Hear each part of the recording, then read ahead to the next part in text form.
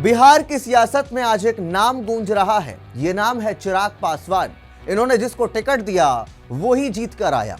चिराग पासवान की लोक जनशक्ति पार्टी रामविलास 2020 के विधानसभा चुनाव में एक सीट पर भी नहीं थी और उनके एक भी विधायक नहीं थे और आज उसी पार्टी ने 29 में से 19 सीटों पर कब्जा जमा लिया है। यह बिहार ही नहीं बल्कि पूरे देश के विधानसभा चुनाव के इतिहास की सबसे तेज और सबसे चौंकाने वाली वापसी है। दरअसल इस चीज को समझिए कि चिराग पासवान ने प्रचार के दौरान बार बार कहा था कि मेरे सिपाही जहां लड़ेंगे वहां कोई नहीं टिकेगा। अब परिणाम आ चुके हैं। जो कुल सीटें जिस पर चिराग पासवान ने लड़ाई लड़ी वो 29 सीटें हैं और उसमें से 19 सीटें उन्होंने निकाल ली है। यानी स्ट्राइक रेट की बात करें तो लगभग 68%।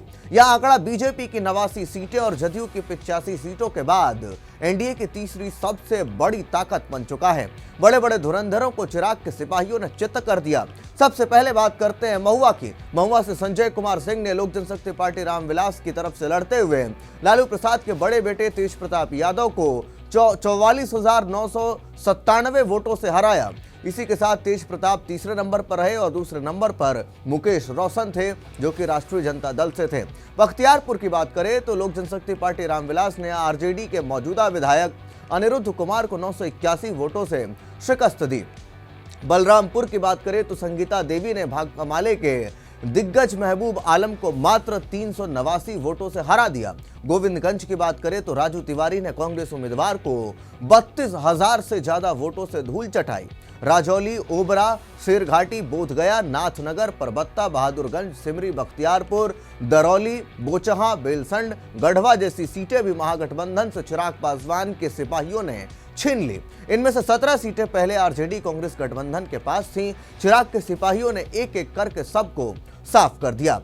आंसुओं से सिंहासन तक का सफर अगर देखें चिराग पासवान का तो देखिए 2020 में एनडीए से अलग होकर के चुनाव लड़े। 137 सीटों पर चुनाव लड़े, सिर्फ एक सीट पर उनको जीत मिली और इसके बाद पार्टी में दो फाड़ हो गया। चाचा पशुपति पारस ने अलग गुट बना लिया, केंद्र में मंत्री भी बन गए पशुपति पारस। फिर उसके बाद विधानसभा में लोक जनशक्ति पार्टी रामविलास से विधायक की जो संख्या थी वो शून्य हो गई।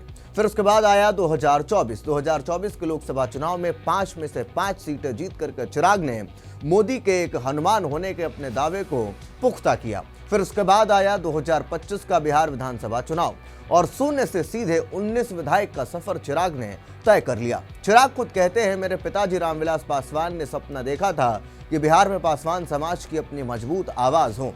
आज वही सपना पूरा हुआ। अब जरा अगर हम दलित और महादलित वोटों की ओर नजर डालें तो विश्लेषकों के अनुसार दुसाध यानी पासवान, चमार और रविदास समुदाय ने 85 से 90% वोट लोक जनशक्ति पार्टी रामविलास को दिए। चिराग ने चाचा पारस के खिलाफ असली वारिस का नैरेटिव इतनी मजबूती से चलाया कि पासवान समाज एकजुट हो गया।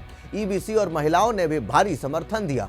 अब देखिए 19 विधायकों के साथ लोक जनशक्ति पार्टी रामविलास अब बिहार विधानसभा की चौथी सबसे बड़ी पार्टी है। इसी के साथ सूत्रों के मुताबिक चिराग पासवान जल्द ही पटना में विधायक दल की बैठक बुला रहे हैं। एनडीए में डिप्टी सीएम पद के लिए उनका नाम सबसे आगे चल रहा है। हालांकि चिराग ने विनम्रता दिखाते हुए कहा कि फैसला आलाकमान का है, हम एनडीए के सिपाही हैं। अंत में जो चिराग ने कहा वही सुर्खियां बन गई। यह जीत गरीबों, दलितों, महादलितों, शोषितों, वंचितों की जीत है। मैंने कहा था बिहार फर्स्ट, बिहारी फर्स्ट। जनता ने साबित कर दिया है कि असली पासवान कौन है।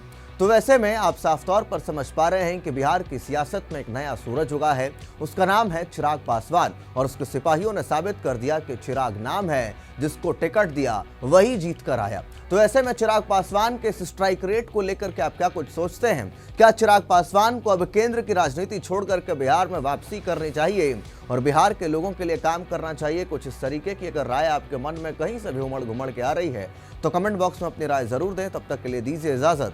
धन्यवाद।